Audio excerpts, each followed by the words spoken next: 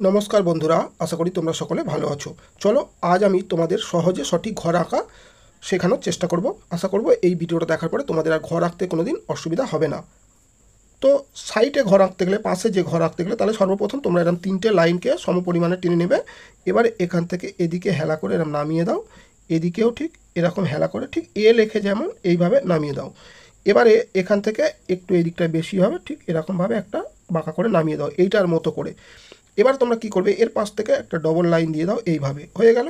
এবারে এই ধারে থেকে না টেনে এই ভিতরে যে লাইনটা টেনেছো এখান থেকে নিচের দিকে সুন্দর করে সোজা করে নামিয়ে দাও। এবার এই যে লাইনটা এসছে ঠিক এই কোণে থেকে এইভাবে নিচেতে নামিয়ে দাও।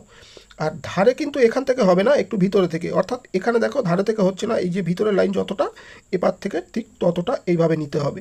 এইটা তোমাদের সবসময় কিন্তু খেয়াল রাখতে হবে। তো এইভাবে এবার তোমরা বাকি যে লাইনগুলো রয়েছে এগুলোকে সুন্দর করে মুছে দাও। তো এবারে তোমরা কি করবে, ঘরের দরজা চাইলে মাঝখানে করতে পারো, সাইডে করতে পারো, তোমাদের ইচ্ছা। তো যদি এপারে দরজা করে চালের একটু নিচে আগে তোমরা একটা লাইনকে এইভাবে টেনে নাও, এইভাবে। এবার এটাকে নিচের দিকে নামিয়ে দাও। প্রথম অবস্থায় জানালা করার দরকার নেই, যেহেতু ঘরের সাইজ ছোট। এবার জানালা করলে তোমরা এপারে জানালা করো। তো এই লাইনটা রয়েছে এখানে টানো, এখান থেকে নিচের দিকে এইভাবে। তো সঠিক ঘরের কিন্তু একটা জিনিস তোমাদের মাথায় রাখতে হবে, এইভাবে এই দু ধারে যেন বড় থাকে। এইভাবে ঘর আঁকলে একদম সহজ সঠিক হবে। চলো আমি তোমাদের রং করে দেখিয়ে দিচ্ছি। প্রথমে অরেঞ্জ কালার নিয়ে তোমরা এইভাবে যেখানে যেখানে চালটা রয়েছে ঘরের সেখানে সেখানে সুন্দর করে আগে অরেঞ্জ কালার ভরে দেবে। প্রথম অবস্থাতে একটু হালকা রাখলে ভালো হয়, পরে তোমরা আবার চেপে ঘষবে। তো কেন আমি সেটা বোঝাচ্ছি। তো চেষ্টা করবে রং যাতে না বাইরে যায়, একটু যতটা সম্ভব সুন্দর করে করার চেষ্টা করবে। তো আগে তোমরা এই যে আউটলাইন বর্ডার লাইনগুলো রয়েছে না, এইগুলোকে কভার করে নিতে পারো। তাহলে কি হবে, রংটা বাইরে যাওয়ার সম্ভাবনাটা অনেকটা কম থাকবে। আর যদি তোমরা ডাইরেক্ট আনো তাহলে বাইরে যাওয়ার চান্সটা বেশি থাকবে।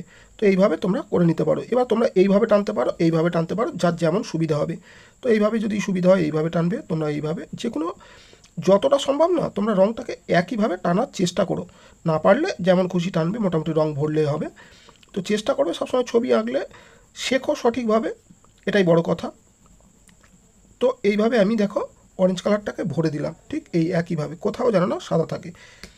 এবার একটু লাল রং নিয়ে রেড কালার, ঠিক এইটা দেখো অর্ধেকটা রেড কালার দিচ্ছে নিচের দিকটায়।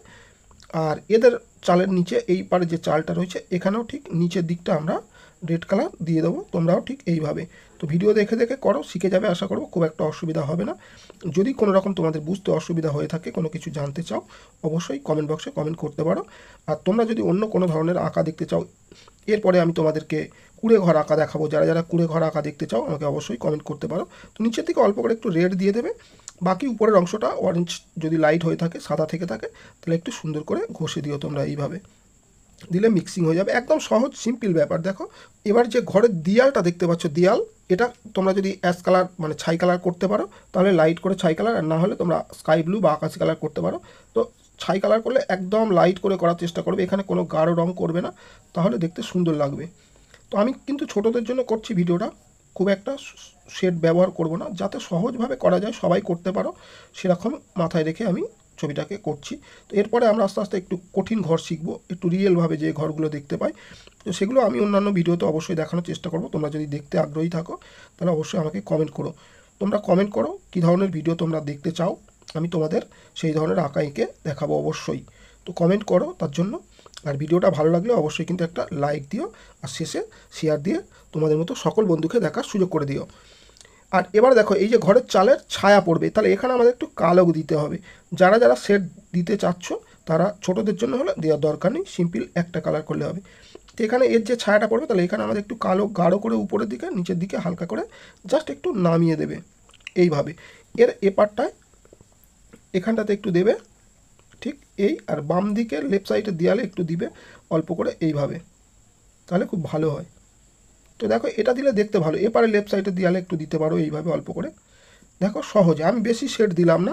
এবার মিক্সিংটা তোমরা যে অ্যাশ কালার বা ছাই কালার নিয়েছিলে সেটা দিয়ে জাস্ট জয়েন্টের জায়গাটা একটু মিশিয়ে দাও সুন্দর করে। দিলে দেখো সহজে তোমাদের সুন্দর একটা ঘর শেড দেওয়া শিখে যাবে। তো এইভাবে দেখো ছোট্ট ছোট্ট করে অল্প অল্প করে শেড দিয়ে শেখো, খুব একটা বেশি কিছু কঠিন করে ভাববে না, সহজভাবে দেখো সিম্পল একটা ঘর তোমরা শেড দেওয়া আশা করবো শিখে গেলে।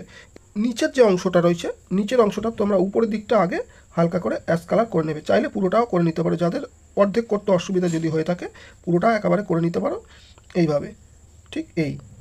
এবারে গাঢ় বাদামি অর্থাৎ ডিপ ব্রাউন নিয়ে তোমরা ঠিক এইভাবে নিচের দিকে গাঢ় করে ডিপ বাদামিটা দিয়ে দেবে। এইভাবে আস্তে আস্তে উপরের দিকে লাইট করে দেবে, এরকম নিচের দিকে গাঢ়, উপরের দিকে লাইট। দেখো সহজে একটা সুন্দর ঘর তোমরা আঁকতে পারবে। ফের সেই মিক্সিংয়ের জায়গা তোমরা চাইলে যদি না ভালো মিক্সিং মনে হয় করতে পেরেছো, তাহলে তোমরা এখানে ঠিক জয়েন্টের জায়গা যেখানে তোমরা বাদামিটাকে ভালো মেশাতে পারছো না, ছেড়ে দিচ্ছ, সেখানটাইতে একটু ঘষে দাও। দরজার বর্ডারগুলো চাইলে ইয়েলো আকার দিতে পারো, আর না হলে ডাইরেক্ট এরকমভাবে ব্রাউন দিয়ে দিতে পারো। তোমাদের যেটা ভালো লাগবে সেটা দিতে পারো, এখানে কোনো নিয়ম নেই যে এরকম দিতে হবে। তো ছোটোদের ক্ষেত্রে বেশি কিছু মাথায় না রেখে তোমরা আমার মতো ব্রাউন দিতে পারো এইভাবে। আর এবার যে জানালা দরজা, এটা কিন্তু তোমরা গ্লাস মার্কিং দিয়ে করবে।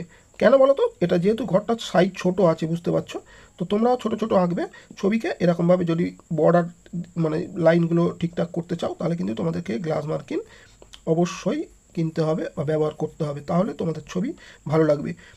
এবার সবশেষে যেখানে যেখানে দেখবে যে এই যে তোমার ড্রয়িংগুলো হয়ে গেছে, আমি কিন্তু পেন্সিল ড্রয়িং করার পরে স্কেচ পেনে একটু করে নিয়েছিলাম, যাতে যেহেতু আমি ক্যামেরার সামনে করছি, যাতে তোমরা পরিষ্কার দেখতে পারো, উজ্জ্বল লাগে সেই জন্যে। আর শেষে দেখো আমি একটু গ্লাস মার্কিং দিয়ে আবারও বুলিয়ে দিচ্ছি। গ্লাস মার্কিং তোমরা যারা ছোটোরা কিন্তু তোমরা এই যে প্যাস্টেল কালার করলে গ্লাস মার্কিং অবশ্যই কিনবে। এটা দিয়ে যদি এই লাইনগুলোকে একটু সুন্দর করে ধরে ধরে বর্ডার দাও, তাহলে তোমার ছবি দেখতে অনেকটা সুন্দর বেশি লাগবে।